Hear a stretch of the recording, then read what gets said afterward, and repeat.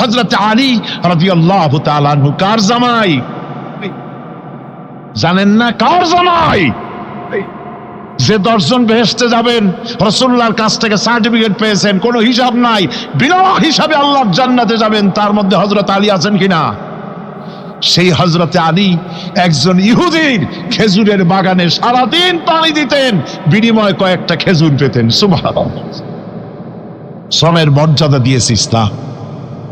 শুধু তাই নয়, নবী দুলালী খাতুনে জান্নাত, জান্নাতের সমস্ত রমণীদের নেত্রী হবেন যিনি, ফাতেমাতুজ জাহরা রাদিয়াল্লাহু তাআলা আনহা, নিজ হাতে আটা পিষতেন, নিজ হাতে ঘর ঝাড়ু দিতেন, নিজের হাতে কুয়া থেকে পানি তুলে তুলে হাতে আর ঘাড়ে ঘা হয়ে গিয়েছিল, ফসকা পড়ে গিয়েছিল।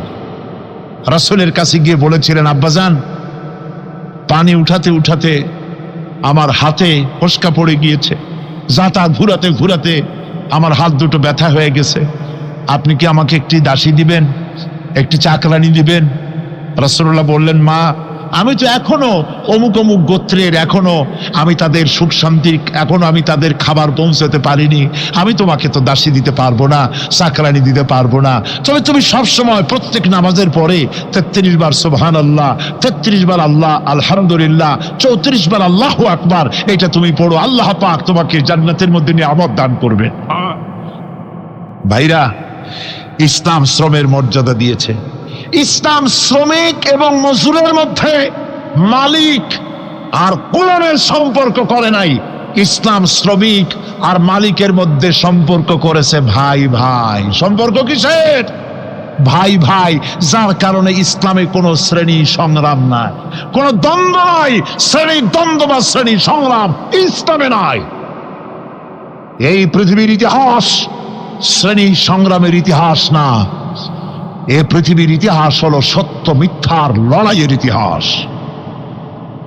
বন্ধুগণ, হযরত ওমর রাদিয়াল্লাহু তাআলা আনহু, আপনারা জানেন, যেদিন জেরুজালেম দখল হলো, হযরত আবু উবাইদা ইবনুল জাররাহ রাদিয়াল্লাহু তাআলা আনহুর হাতে খ্রিস্টান সেনাপতি, খ্রিস্টান রাষ্ট্রপ্রধান, তারা বললেন, আমিরুল মুমিনিন ছাড়া এই নগরীর চাবিকাঠি কারো হাতে দেব না, সারেন্ডার করব না, তাকে আনা হোক। তিনি রওনা করলেন, হযরত ওমর মদিনা থেকে রওনা করলেন জেরুজালেমে।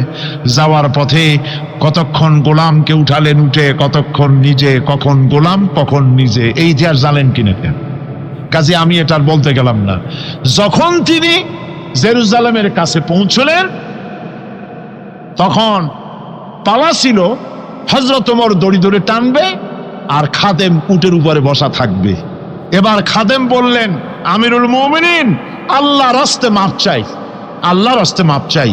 ওই হাজার হাজার মানুষ দাঁড়ানো আপনাকে রিসিভ করবে, ওয়েলকাম করবে, গরম জুসি ইস্তেকবাল জানাবে, আপনি আমারে মাফ করেন, এবার আপনি বসুন। আমিরুল মুমিনিন, খলিফাতুল মুসলিমিন, গোটা পৃথিবীর অর্ধেকটা পৃথিবীর প্রেসিডেন্ট হযরত ওমর রাদিয়াল্লাহু তাআলা আনহু ঘোষণা করলেন, ও আমার ভাই, আমি আমিরুল মুমিনিন, তুমি আমার খাদেম, তোমার সাথে সম্পর্ক ভাই ভাই, এবার পালা তোমার উঠে বসার। আমি আমার সম্মানের খাতিরে তোমার হক নষ্ট করে কিয়ামতের দিন আল্লাহর দরবারে আমি আসামি হতে পারবো না, তুমি বসো। খাদেমকে বসায়া ইতিহাসের পাতায় স্বর্ণাক্ষরে লেখা থাকবে, ও মুসলমান যুবকেরা, ও মুসলমান আজকের মাহফিলে উপস্থিত লক্ষ জনতা, ফাইনা তাযহাবুন, কোথায় তোমরা রওনা করেছো? যাও কোথায়? কোন দিকে যাচ্ছ? একটা জাতির ধ্বংস করার জন্য সবচাইতে বড় হাতিয়ার হলো তার ইতিহাসকে ভুলিয়ে দেওয়া। আর জাতির ইতিহাসকে পরিবর্তন করা হচ্ছে, মুসলমানদেরকে ইতিহাস ভুলিয়ে দেওয়া হচ্ছে।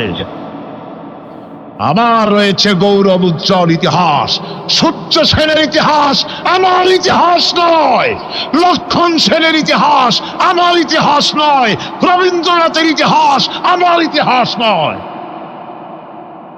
আমার ইতিহাস পৃথিবীর স্বর্ণোজ্জ্বল ইতিহাস, কিয়ামত পর্যন্ত পাতায় পাতায় লিপিবদ্ধ হয়ে থাকবে আমার ইতিহাস, দুনিয়া আমাকে স্মরণ করবে। হযরত ওমর দড়ি ধরে চললেন। খ্রিস্টান সেনাপতি রাষ্ট্রপ্রধান ভাবলেন যিনি বসা আছেন উঠে উনি হবেন আমিরুল মুমিনিন, আর যে টানতেছে সে খাদেম। বোঝাটা স্বাভাবিক ছিল, তারা কখনো আমিরুল মুমিনিনকে দেখেনি। সুতরাং সকলে মিলে সেলুট মারতেছে খাদেমকে। হযরতে আবু উবাইদা ইবনুল জাররাহ রাদিয়াল্লাহু তাআলা আনহু হযরত ওমরকে ধরে এনে এক পাশে নিয়ে বললেন, আমিরুল মুমিনিন কামটা করলেন কি? একটা ভালো জামাও গায়ে দিয়ে আসলেন না, মদিনার সেই ছেঁড়া জামাটা গায়ে দিয়ে আসলেন। খাদেমের উপরে চড়াইয়া দড়ি ধরে আনলেন, আমাদের কি মান ইজ্জত কিছু থাকলো? হযরতে ওমর রাদিয়াল্লাহু তাআলা আনহু আবু উবাইদার হাতটা কষে ধরলেন, মনে মনে ভাবলেন মাসাদি কাল পর্যন্ত আল্লাহ রাসূলের এই জলিলুল কদর সাহাবী খ্রিস্টানদের সঙ্গে থেকে না জানি মনের কোনো ভাবের পরিবর্তন হলো নাকি, হাতটারে ধাক্কা মেরে একটা ঝাঁকি মারলেন। হযরত ওমর বলেন, ইয়া আবা উবাইদা নাহনু কওমুন আযানাল্লাহু বিল ইসলাম। ও আবু উবাইদা, আমরা তো উট চড়ায় খেতাম, আমরা উটের দুধ বিক্রি করে ছাগল চড়াইয়া দুম্বা চড়ায় খেতাম, দুনিয়ায় কোনো নাম ছিল না, দাম ছিল না। আজ যদি খ্রিস্টান শক্তি সেলুট মেরে থাকে, এই রাজ্যের চাবি ইসলামের হাতে যদি দিতে চায়, তাহলে তার কারণ আমি ওমর নই, তার কারণ হলো ইসলাম। ইসলাম আমাদের মর্যাদা দিয়েছে। কুল্লামা তালাবনাল ইজ্জাতা খারিজাল ইসলাম আযাল্লানাল্লাহ। ইসলাম ছাড়া বাইরে কোন মর্যাদা আছে যেদিন চিন্তা করব, সেদিন থেকে আমরা জালিল হব, লাঞ্ছিত হব, পৃথিবীতে দাম থাকবে না। পৃথিবীতে যদি দাম চাই তাহলে ইসলামের কাছে আসতে হবে। কার কাছে আসতে হবে? ইসলামের কাছে। ইন্নাদ-দীনা ইনদাল্লাহিল ইসলাম। ইসলাম হচ্ছে মানুষের জন্য সবচাইতে, এটাই হলো পৃথিবীর মানুষের কাছে পূর্ণাঙ্গ জীবন ব্যবস্থা। এই জীবন ব্যবস্থার কাছে মুসলমানদেরকে ফিরে আসতে হবে। হযরত ওমর রাদিয়াল্লাহু তাআলা আনহু অর্ধেক জাহানের শাসক হবার পরও সততার প্রতি এতটা গুরুত্ব দিয়েছিলেন যে তার পুত্রবধূকে শুধুমাত্র দিনদারির জন্যই বাছাই করেছিলেন। এখন আমরা শুনব সেই কাহিনী। হযরত ওমর রাদিয়াল্লাহু তাআলা আনহু, তার অভ্যাস ছিল রাতের বেলায় ঘুরে ঘুরে দেখতেন কে কোন অবস্থায় আছে। গভীর রাত্রে শোনে একটা বাড়িতে, শেষ রাত্রে এক বাড়িতে কথাবার্তা হচ্ছে। তো কি কথা হয়, কোনো অসুখ বিসুখ হলো নাকি, কান পাতে শুনতেছেন। বুড়ি, ঘরের মালিক বুড়ি তার যুবতী মেয়েকে বলছে, তুই এখনো ঘুমাইতেছিস, ওঠ, তাড়াতাড়ি বাজারে যাওয়া লাগবে, সকালবেলায় দুধে পানি মিশা, দুধে ভালো করে দুধ দয় রাখা হয়েছে, জনমের মতো পানি মিশা, তারপরে সকালবেলা বাজারে নিয়ে বেচা লাগবে। মেয়ে বলছে, মা কও কি তুমি? হযরত ওমর রাদিয়াল্লাহু তাআলা আনহু নিষেধ করে দিয়েছেন যে কোনো খাবারে দুধে পানি মিশানো যাবে না, সুতরাং আমি এই কাম করতে পারবো। বুড়ি বলতেছে, বেটি পাগলি। হযরত ওমর দেখ এখন গিয়ে ঘুমাইতেছে পাইকারি ধরে। হযরত ওমর কি দেখবে নাকি? যুবতী মেয়েটি বলছে, ওগো আমার আম্মা, হযরত ওমর এখনো ঘুমায় থাকতে পারেন, খলিফাতুল মুসলিমিন আমিরুল মুমিনিন ঘুমায় থাকতে পারেন, তার চোখে ফাঁকি দেওয়া যেতে পারে, কিন্তু ওমরের স্রষ্টা তোমার আমারও স্রষ্টা আল্লাহ রাব্বুল আলামিনের চোখ তো ফাঁকি দেওয়া যাবে না। হযরত ওমর আশ্চর্য হয়ে গেল। বাড়ি ফিরে এসে হযরত ওমর তার ছেলেকে বললেন, ছেলে চলে যাও, অমুক এলাকায় একটা বাড়ি আছে, সেখানে একটা যুবতী মেয়ে আছে, জিজ্ঞাসা করে দেখো, খোঁজ নিয়ে দেখো মেয়েটার বিয়ে হয়েছে কিনা। যদি বিয়ে না হয়ে থাকে তোমার বিবাহের প্রস্তাব দিয়ে আসো। সুবহানাল্লাহ ওয়া বিহামদিহি। হযরত ওমর এই মেয়েটাকে পুত্রবধূ করে নিয়ে আসলেন। না দেখলেন তার চেহারা, না দেখলেন তার গুণ, কোনো কিছুই দেখলেন না, শুধু দেখলেন খাউফে খোদা। কি দেখলেন? তাকওয়া, আল্লাহর ভয় দেখে তাকে ঘরে আনলেন। হলো কি, এই যে পুত্রবধূ করে যারে ঘরে আনলেন, এই পুত্রবধূর ঘরে যে মেয়ে হলো, সেই মেয়ের ঘরে আসলেন ফারুকে সানি হযরতে ওমর বিন আব্দুল আজিজ রাহমাতুল্লাহ আলাইহি। সুবহানাল্লাহ। সুতরাং ভাইরা, মানুষের অন্তঃকরণ মানুষকে চরিত্রবান বানাইতে পারে একমাত্র আল্লাহর ভয় যদি মনে রাখে। সে ইমানদার ব্যক্তিকে মনে রাখতে হবে আমি সার্বক্ষণিক ভাবে আল্লাহর পর্যবেক্ষণের ভেতরেই আছি। আমিরুল মুমিনিন হযরত ওমর ফারুক রাদিয়াল্লাহু তাআলা আনহু মরজে মউতে মুবতালা হয়েছেন। ছেলে আব্দুল্লাহকে বলছেন, আব্দুল্লাহ তুমি যাও মা আয়েশাকে গিয়ে বলো যে ওমর আমাকে পাঠিয়েছে, ওমর ইবনুল খাত্তাব আমাকে পাঠিয়েছে। আমিরুল মুমিনিন আমাকে বলবে না, এ নাম বলবে না, বলবে ওমর আমাকে আপনার কাছে পাঠিয়েছে। এই আবেদন নিয়ে যে হযরত ওমর এখন মৃত্যুশয্যায়, তিনি ইন্তেকালের পর তার দাফনের জন্য হুজুর যেখানে শুয়ে আছেন, হযরত আবু বকর যেখানে শুয়ে আছেন, তার পাশে যে জায়গাটুকুন, ওই জায়গাটুকুন হযরত আয়েশা যেন মেহেরবানি করে আমার জন্য মঞ্জুর করেন। যেহেতু ওটা হযরত আয়েশার ঘর, তাহলে আমি ওখানে আমার শেষ শয্যা রচিত হবে, আমি হুজুরের কাছে থাকতে পারবো। আমার এই দাবিটা যেন উনি দয়া করে মানেন। যদি মানেন তো ভালো, আর যদি না মানেন তাহলে সাধারণ গোরস্থানে কবর হবে। এটা আমার একটা দাবি, ওমর হিসাবে, আমিরুল মুমিনিন হিসাবে কোনো নির্দেশ বা কোনো পরোয়ানা নয়। হযরত আয়েশা সিদ্দিকা রাদিয়াল্লাহু তাআলা আনহা আব্দুল্লাহর মুখে এই আবেদন শুনে হযরত আয়েশার চোখ থেকে পানি দরদর করে পড়তে লাগলো। হযরত আয়েশা বলেন, আব্দুল্লাহ রে, আমার জীবনের বাসনা ছিল যেই জায়গায় বিশ্বনবী মুহাম্মদ রাসূলুল্লাহ সাল্লাল্লাহু আলাইহি ওয়াসাল্লাম যে জায়গায় শুয়ে আছেন, যেখানে আমার আব্বা জান আবু বকর শুয়ে আছেন, ওই জায়গায় পাশে যেটুকুন জায়গা আছে, ওইখানে আমি চিরনিদ্রায় শায়িত হতে চেয়েছিলাম, আমি ওইখানে মাদফুন হতে চেয়েছিলাম। কিন্তু ওমর যখন এই জায়গা দাবি করেছেন, আমার কাছে যখন দরখাস্ত করেছেন, আমি আয়েশার চাইতে ইসলামে ওমরের অবদান অনেক বেশি মনে করি, তাই এই জায়গা আমি তার জন্য ছেড়ে দিলাম। আবু জাহেল, আবু সুফিয়ান, উতবা, শাইবা আল্লাহর নবীর ঘরের চার কোনায় দাঁড়িয়ে নবীজির তেলাওয়াত করা কোরআনে কারীম শুনতেছে। ওদের মনে মনে চিন্তা জাগলো, আরেকটু শুনে তারপরে বাড়ি যাব, আরেকটু শুনে নেই তারপরে বাড়ি যাব। এভাবে করে চিন্তা করতে করতে নবীজির মুখে আল্লাহ রাব্বুল আলামিনের কালাম শুনে শুনে চারটা কাফেরের জন্য ফজরে রক্ত হয়ে গেছে। বাড়ি যাওয়া তো দূরের কথা, দাঁড়ানো থেকেও কেউ বসার সময় পায় নাই। কোরআনে কারীমের আকর্ষণ, এ মোহাব্বত মানুষকে এভাবে টেনে আনে। দেখুন দেখুন,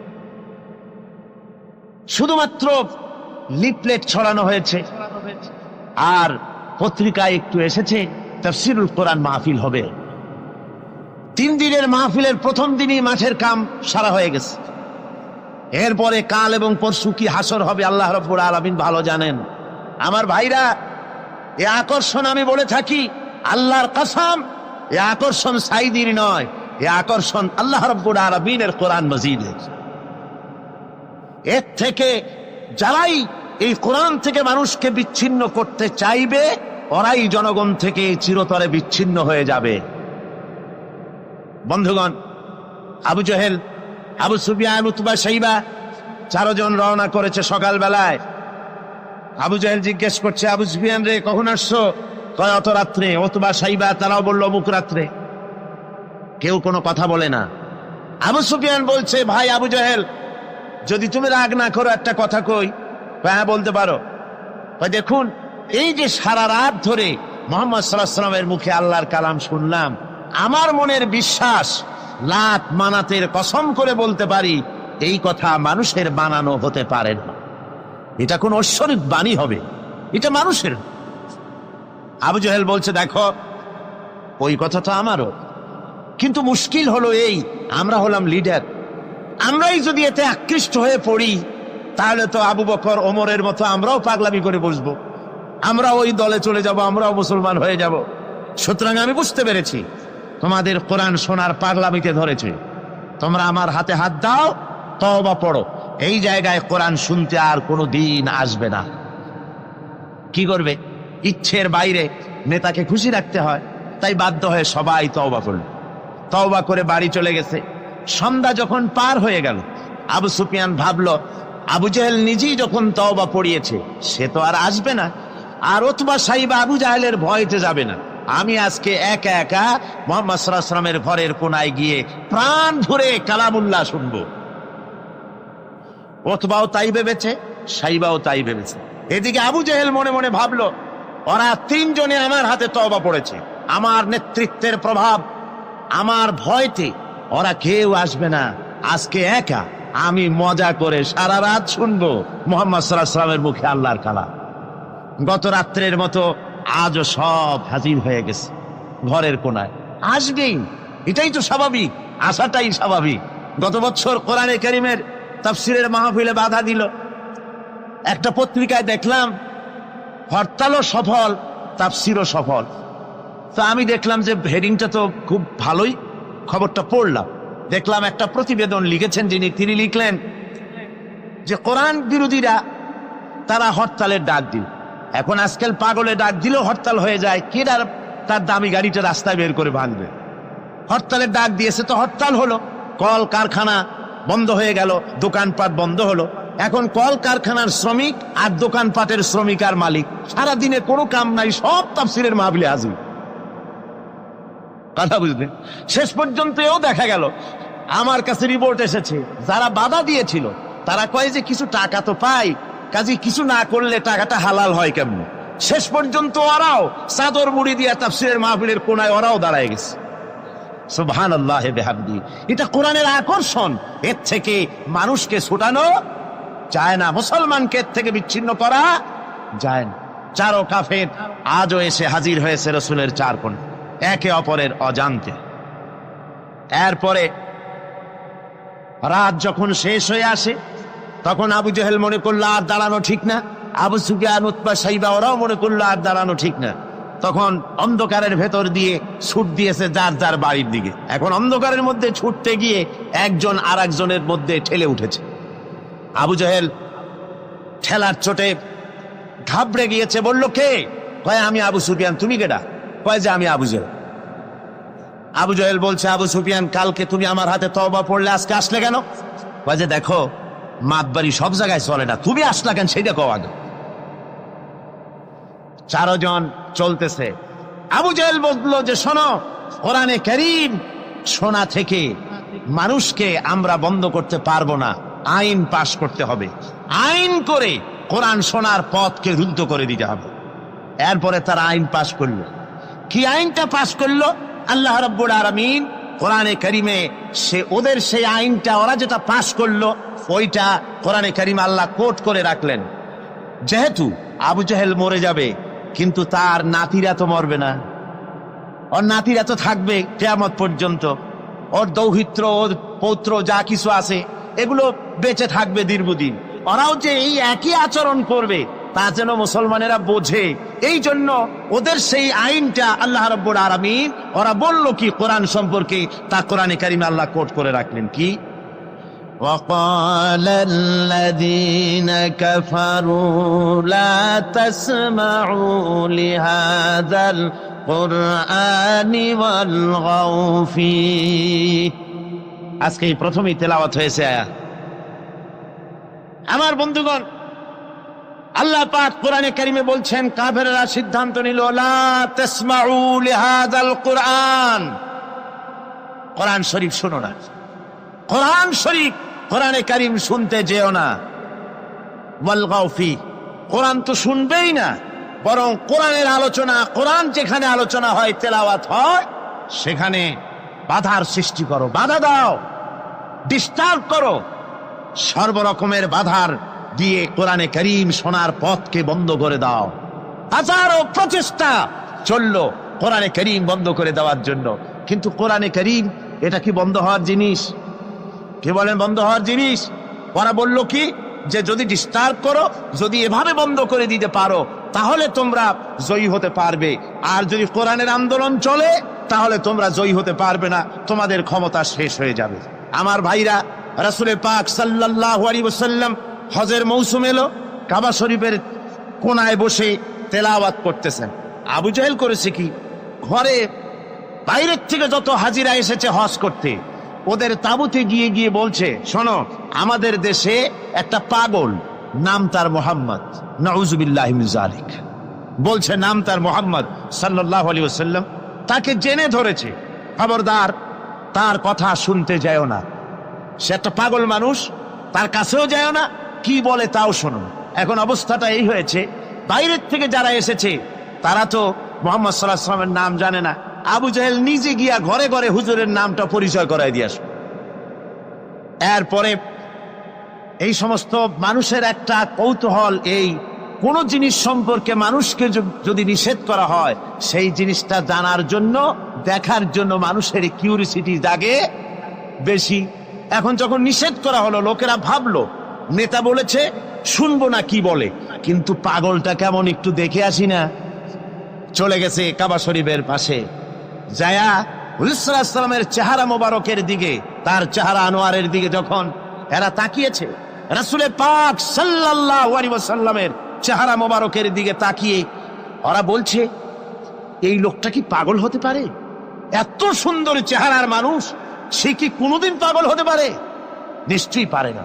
রাসূলে পাক সাল্লাল্লাহু আলাইহি ওয়াসাল্লামের চেহারা মোবারক, সুবহানাল্লাহ, মানুষের যদি নজর পড়ে যেত আল্লাহ রসুলের প্রতি, সে চেহারা থেকে মানুষ চোখ ফিরাতে পারত না। হাদিস শরীফে এসেছে, রসুল যখন ঘেমে যেতেন, ঘামের বিন্দুগুলি যখন গলার উপরে, কপালে, গালের উপরে যখন জমতো, দূরের থেকে এটাকে মুক্তোর দানার মতো বলে মনে হতো। এত সুন্দর চেহারা আল্লাহ রাব্বুল আলামিন তাকে দিয়েছিলেন। ওরা বলল, এই লোক কি কোনোদিন পাগল হতে পারে? আমরা তো পাগল দেখেছি, চুলগুলো থাকে উস্কো খুস্কু, দাড়ি একটা থাকে এদিক আর একটা থাকে ওদিক, দাঁতে থাকে ময়লা, চোখগুলো থাকে উদাস উদাস ভাব, হাতে থাকে নখ, জামা কাপড় ময়লা বিশ্রী, এই তো পাগলের পরিচিতি। আর এত সুন্দর সুবিন্যস্ত শ্বশ্রু মণ্ডিত সুন্দর চেহারা, মাথার চুলগুলো এত সুন্দর ভুরু, টানা টানা আখি, এত সুন্দর মানুষ আমরা জীবনে কোনোদিন দেখি নাই। এ তো কখনো পাগল হতে পারে না। দেখি না বলে কি, কানের থেকে আঙ্গুল খুলে ফেলেছে।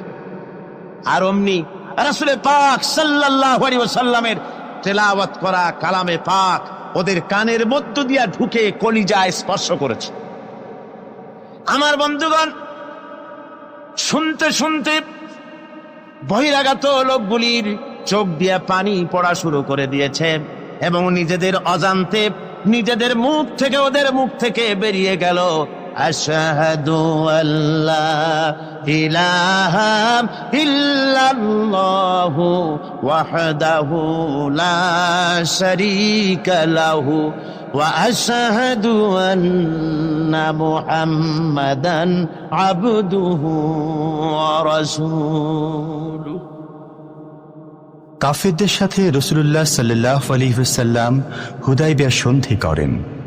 এর কিছু কিছু শর্ত সাহাবীদের পক্ষে মানা খুবই কষ্টকর ছিল, কিন্তু কৌশলগত কারণেই তারা এই চুক্তি মেনে নিয়েছিলেন। এবারের প্রসঙ্গ হুদায়বিয়া সন্ধি। হুদায়বিয়ার সন্ধির দিনে সন্ধিপত্র লেখা হলো, হুজুরের নাম লেখা হলো মিন মুহাম্মাদুর রাসূলুল্লাহ। তার পক্ষ থেকে কুরাইশদের মধ্যে চুক্তিপত্র লেখা হচ্ছে। কুরাইশরা বলল, মুহাম্মদ সাল্লাল্লাহু আলাইহি ওয়াসাল্লামের নামের সামনে যদি রাসূলুল্লাহ লেখো তাহলে তো চুক্তির কোনো দরকার নাই, আমরা তো তাকে রাসূল মানি না, নাউযুবিল্লাহ। মুহাম্মদ বিন আব্দুল্লাহ যদি লেখো তাহলেই আমরা এই চুক্তি মানব।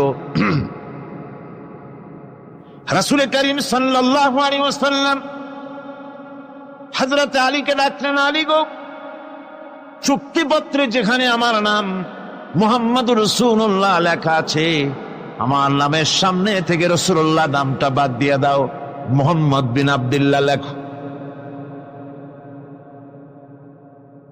হযরত আলী বলছেন, ইয়া রাসূলুল্লাহ, সারা জীবন আপনার গোলামি করেছি, যা বলেছেন তাই শুনেছি, জীবনটাও আপনার জন্য দেওয়ার জন্য প্রস্তুত আছি, ভবিষ্যতেও যত কথা বলবেন সব মাথা পেতে মেনে নেব, কিন্তু আজকের এই হুকুম আমার পক্ষে মানা সম্ভব হবে না।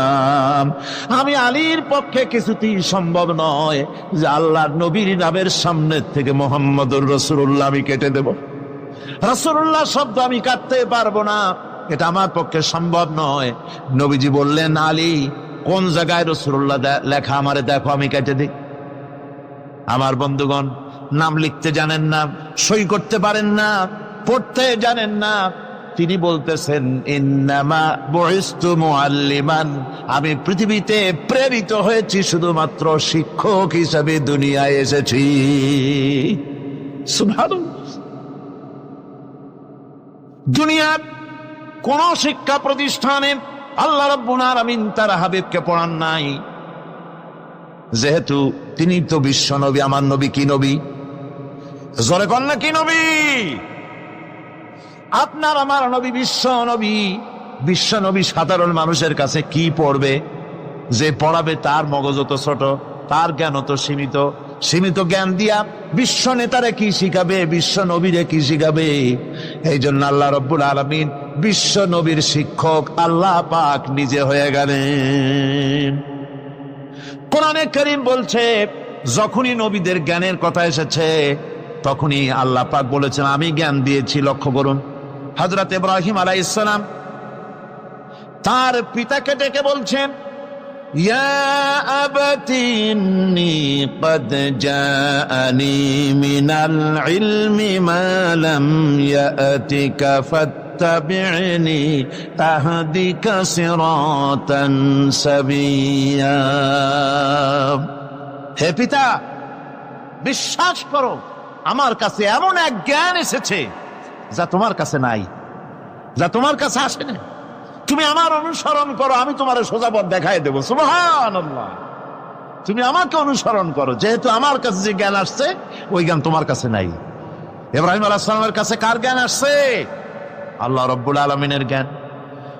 লূত আলাইহিস সালামকে নবুয়ত প্রদান করে আল্লাহ রাব্বুল আলামিন বলছেন, ওয়ালুতান আতাইনাহু হুকমান ওয়া ইলমা। আমি লূতকে আমার পক্ষ থেকে জ্ঞান দান করেছি, হিকমত দিয়েছি, বিজ্ঞান শিক্ষা দিয়েছি, আমি তাকে ইলম দান করেছি। সুবহানাল্লাহ। আমি তাকে ইলম দিয়েছি। মুসা আলাইহিস সালাম সম্পর্কে আল্লাহ পাক বলেন, ওয়ালাম্মা বালাগা আশুদ্দাহু ওয়াস্তাওয়া আতাইনাহু হুকমান ওয়া ইলমা। মুসা আলাইহিস সালাম যখন বয়স সন্ধিক্ষণে পৌঁছে গেলেন, যখন তিনি পূর্ণ বয়স প্রাপ্ত হলেন এবং তিনি যখন নিজেকে সম্পূর্ণ লালন পালন করার কাজ যখন তার সম্পূর্ণ হয়ে গেল, আমি তখন আমার পক্ষ থেকে তাকে ইলম দান করেছি, জ্ঞান দান করেছি, হিকমত দিয়েছি, জ্ঞান দিয়েছি। রাসূল করিম সাল্লাল্লাহু আলাইহি ওয়াসাল্লাম সম্পর্কে আল্লাহ পাক বলছেন, ওয়ালা ইন ইত্তাবা'তা আহওয়াআহুম বা'দাল্লাযী জাআকা মিনাল ইলম মা লাকা মিনাল্লাহি মিন ওয়ালিয়্যিন ওয়ালা নাসীর। তুমি যদি জ্ঞান লাভের পরও তাদের প্রবৃত্তির অনুসরণ করো, তাহলে আল্লাহর কাছ থেকে তোমাকে রক্ষাকারী কেউ থাকবে না, কোন সাহায্যকারী তুমি পাবে না। আমি যে জ্ঞান তোমাকে দিয়েছি এটারই অনুসরণ করো, এর মধ্যেই মুক্তি, বিশ্ববাসীর মুক্তি এই জ্ঞানের অনুসরণের ভেতরে। প্রত্যেক জাতির জন্য আল্লাহ রাব্বুল আলামিন নিজের পক্ষ থেকে রাসূল পাঠিয়েছেন। আল্লাহ পাক বলেছেন, ওয়ালিকুল্লি উম্মাতির রাসূল, প্রত্যেক জাতির জন্য আমি রাসূল প্রেরণ করেছি। এমন কোন জাতি নাই যার কাছে নবী রাসূল পাঠানো হয় নাই। ওয়া ইম মিন উম্মাতিন ইল্লা খালা ফিহা নাযীর।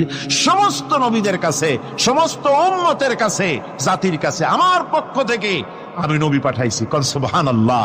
কেউ যেন বলতে পারে না যে আমরা আল্লাহর পক্ষ থেকে কোনো দাওয়াত পাই নাই, আল্লাহর পক্ষ থেকে সত্যকে চেনার কোনো রাস্তা পাই নাই। এই জন্য প্রত্যেক নবীদের, প্রত্যেক উম্মতের জন্য, জাতির জন্য আল্লাহ সুবহানাহু ওয়া তাআলা তিনি নবী পাঠিয়েছেন নিজের পক্ষ থেকে, হেদায়েত পাঠিয়েছেন নিজের পক্ষ থেকে। এই নবীদেরকে পাঠাবার উদ্দেশ্য কি ছিল? কোরআনে কারিমে আল্লাহ পাক বলেন, আমাদের নবীকে আল্লাহ পাক ডেকে বলছেন, আলিফ লাম রা কিতাবুন আনজালনাহু ইলাইকা লিতুখরিজান নাসা মিনাজ যুলুমাতি ইলান নূর। আলিফ লাম রা। কিতাবুন আনজালনাহু ইলাইকা লিতুখরিজান নাসা মিনাজ যুলুমাতি ইলান নূর। এই কিতাব আমি আপনার উপর অবতীর্ণ করেছি। এ হচ্ছে একখানা কিতাব। এই কিতাবখানা আমি আপনার প্রতি অবতীর্ণ করেছি। এই জন্য করেছি কিতাব অবতীর্ণ, যাতে করে মানব মণ্ডলীকে পঞ্জীভূত অন্ধকারের ভিতর থেকে বের করে আলোর দিকে নিয়ে আসতে পারেন। এ বিশ্ব হচ্ছে অন্ধকারে ভরা। পৃথিবীতে মানব রচিত যত মতবাদ আছে সব হচ্ছে অন্ধকার। সবগুলি কি? অন্ধকার। এই অন্ধকারের ভিতর থেকে আলোর দিকে নিয়ে আসবেন। আলো হচ্ছে কি? ইসলাম। আলো হচ্ছে কোরআন। কোরআনের দিকে নিয়ে আসবে, ইসলামের দিকে নিয়ে আসবে। সেই জন্য আমি আপনার প্রতি এই কোরআন অবতীর্ণ করেছি। আমার ভাইয়েরা, সকল আসমানি কিতাবের উপরে আমাদের ঈমান আনা লাগবে। শুধুমাত্র কোরআন শরীফের উপরে নয়, সকল কিতাবের উপর ঈমান আনতে হবে। কোরআনকে যেমন মানি, মুহাম্মদ সাল্লাল্লাহু আলাইহি ওয়াসাল্লামকে যেমন মানি, সব নবীদের উপরে ওই রকম ঈমান আনতে হবে। কোরআন যেমন মানি ওই রকম করে সমস্ত কিতাবের উপরে ঈমান আনতে হবে। এটার শর্তই দেওয়া হয়েছে, মুমিন হচ্ছে তারা ওয়াল্লাযীনা ইউমিনুনা বিমা উনজিলা ইলাইকা ওয়া মা উনজিলা মিন ক্বাবলিক। মুমিন হচ্ছে সেই সব লোক, মুত্তাকি হচ্ছে তারা যারা তোমার উপরে নাজিলকৃত কিতাবের উপর ঈমান এনেছে এবং এর আগে যত কিতাব আসছে সমস্ত কিতাবের উপর ঈমান এনেছে। তারাই হচ্ছে মুত্তাকি, তারাই হচ্ছে মুমিন। আল্লাহ পাক বলেন, নাজ্জালা আলাইকাল কিতাবা বিল হাক্কি মুসাদ্দিকান লিমা বাইনা ইয়াদাইহি। আল্লাহ তোমার প্রতি সত্য সহকারে যে কিতাব নাজিল করেছেন আর এর পূর্বে আগত সকল কিতাবের উপরে এর সত্যতা প্রমাণ করে। এ কোরআন হচ্ছে আগের যত কিতাব নাজিল হয়েছে সমস্ত কিতাবের সত্যতা প্রমাণকারী কিতাব। এই জন্য মুমিনদেরকে বলতে বলা হয়েছে, কুল আমান্না বিল্লাহি ওয়া মা উনজিলা আলাইনা ওয়া মা উনজিলা আলা ইব্রাহিমা ওয়া ইসমাঈলা ওয়া ইসহাকা ওয়া ইয়াকুবা ওয়াল আসবাত। বলো, আমরা ঈমান এনেছি আল্লাহর প্রতি, আমাদের প্রতি অবতীর্ণ কিতাবের প্রতি, আর ইব্রাহিম, ইসমাইল, ইসহাক, ইয়াকুব এবং তার আওলাদদের প্রতি যে কিতাব অবতীর্ণ হয়েছে সমস্ত কিতাবের উপর আমরা ঈমান এনেছি। وما أوتي موسى وعيسى والنبيون من ربهم لا نفرق بين أحد منهم ونحن له مسلمون। আর মুসা, ঈসা, অন্যান্য নবীদের উপরে যত কিতাব অবতীর্ণ হয়েছে সমস্ত কিতাবের উপরে আমরা ঈমান আনতেছি। আর আমরা হচ্ছি আল্লাহ পাকের আজ্ঞাবহ, আমরা হচ্ছি আল্লাহ পাকের বান্দার মধ্যে আমরা শামিল। আল্লাহ পাক বলছেন, এই পৃথিবীতে আমি যত নবী পাঠাইছি সমস্ত নবীদের সাথে তিনটা জিনিস দিয়েছি। কয়টা জিনিস? তিনটি জিনিস দিয়েছি সমস্ত নবীদেরকে। লাকাদ আরসালনা রুসুলানা বিল বাইয়িনাতি ওয়া আনজালনা মাআহুমুল কিতাবা ওয়াল মিজানা লিয়াকুমান নাসু বিল কিসত। নিঃসন্দেহে আমি নবীদেরকে স্পষ্ট নিদর্শনাদি সহ এই পৃথিবীতে পাঠিয়েছি এবং সেই সঙ্গে তাদেরকে কিতাব দিয়েছি আর তাদেরকে মিজান দান করেছি, বাইয়িনাত দান করেছি। তিনটা জিনিস দিয়েছি, এক দিলাম বাইয়িনাত, আর এক দিলাম কিতাব, আর এক দিলাম মিজান। কয়টা হলো? তিনটা। বাইয়িনাত কি? বাইয়িনাত হলো, বাইয়িনাত বলা হয় এমন জিনিসগুলি কি যা একজন নবীর আচার আচরণ দেখে বুঝতে পারা যায় নিঃসন্দেহে ইনি আল্লাহর নবী। সুবহানাল্লাহ। এটাই হচ্ছে বাইয়িনাত। তার চরিত্র, তার আচার আচরণ, এগুলি প্রমাণ করে তিনি নবী।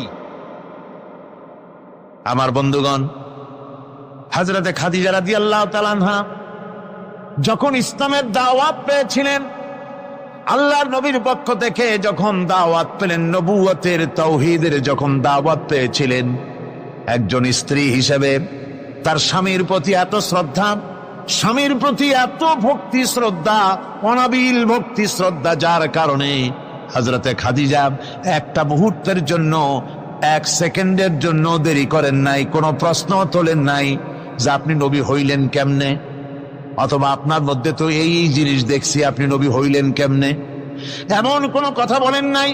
যখনই নবুয়তের তাওহীদের দাওয়াত পেলেন, মা খাদিজাতুল কুবরা সঙ্গে সঙ্গে তিনি পড়ে নিলেন লা ইলাহা ইল্লাল্লাহু মুহাম্মাদুর রাসূলুল্লাহ।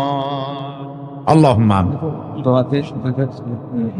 ربنا ظلمنا أنفسنا وإن لم تغفر لنا وترحمنا لنكونن من الخاسرين ربنا لا تزغ قلوبنا بعد إذ هديتنا وهب لنا من لدنك رحمة إنك أنت الوهاب। হে আল্লাহ তাআলা, হাজার হাজার মুসলমান নরনারী দীর্ঘক্ষণ ধরে তোমার কোরআনে কারিমের আলোচনা শুনেছি, দরুদ ও সালাম পড়েছি, জিকির আজগার করেছি। মেহেরবানি করে সওয়াবটুকুন জনাবে মুহাম্মদুর রাসূলুল্লাহ সাল্লাল্লাহু আলাইহি ওয়াসাল্লামের রূহ মুবারকে পৌঁছে দাও। হে আল্লাহ তাআলা, তামাম পৃথিবীর মাটির নিচে যত মুমিন মুমিনাত শুয়ে আছেন তাদের আরওয়ার পরে সওয়াব পৌঁছায় দাও। রব্বুনা রবিন, আমাদের মধ্য থেকে মা বাপ যাদের দুনিয়া থেকে বিদায় হয়ে গেছে, কবরগুলিকে জান্নাতের টুকরা বানায়া দাও। রব্বির হামহুমা কামা রব্বায়ানি সগীরা।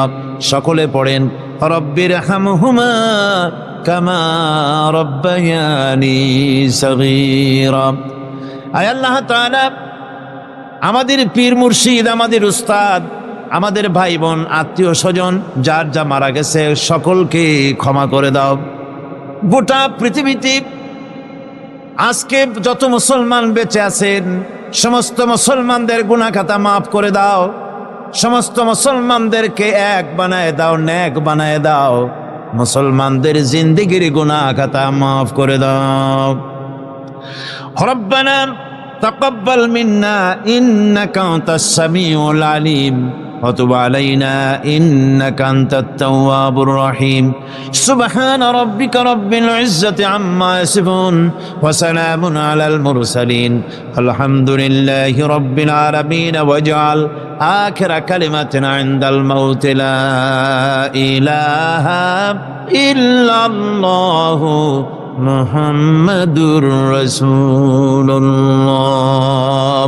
السلام عليكم ورحمة الله.